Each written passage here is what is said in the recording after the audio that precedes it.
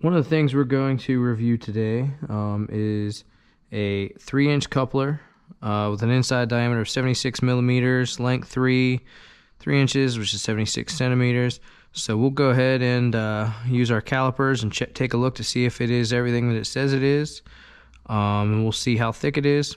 So I am part of the Vine program here. Just started about a month ago, so I got a whole bunch of products that I'll be doing honest reviews on, of whether they're any good or whether they're not. Most of it's going to be all stuff that I can actually use, like for car parts and such. Some of these brands, I'm not even going to try to pronounce their name, but a lot of them are the same parts. They'll just be rebranded under a different name. So pretty much just going to be an Amazon coupler that we're going to take a look at here.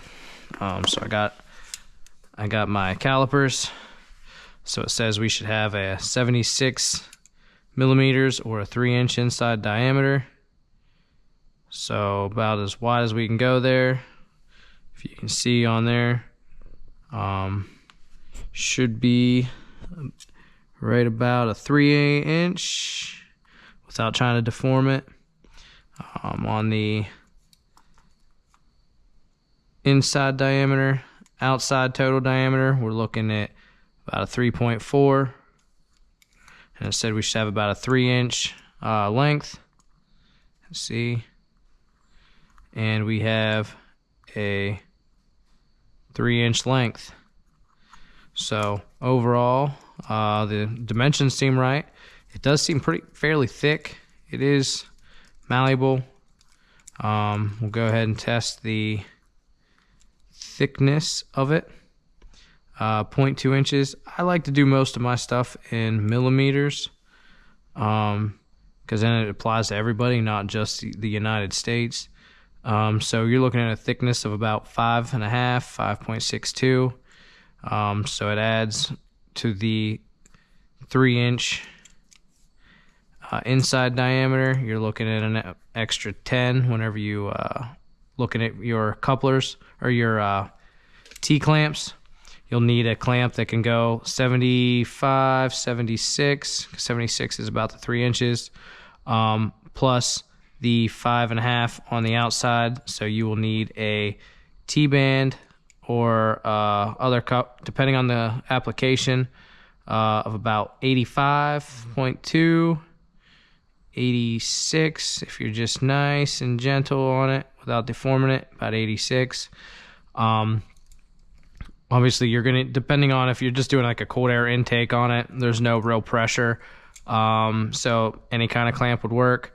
But if you're gonna put it on a turbo application, like something like my S2000 over here, you're definitely gonna want to use a T clamp, because then they'll have a nice thick band on it, and it'll actually apply good, even, solid pressure the whole way around, and it'll actually allow you to build your boost. If you just use some of those narrower ones that you tighten down with a screwdriver, oftentimes they leak. But this definitely seems like a nice, good, thick, solid coupler.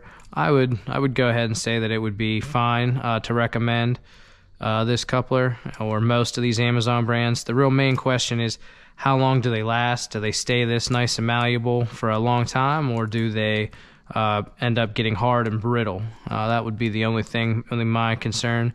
But I do intend to be replacing some of the couplers I have on mine over there, and I will probably be using this. And then if I ever have an update that after about 2 years, if it fails within the next 2 years, I will put in an update and update my review on Amazon as well, letting them know the durability.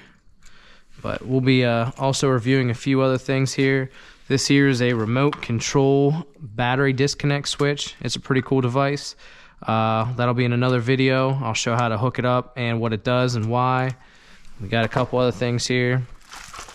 This is a Well-Luck device here. What it is it's supposed to help jumpstart your car, charge the battery some.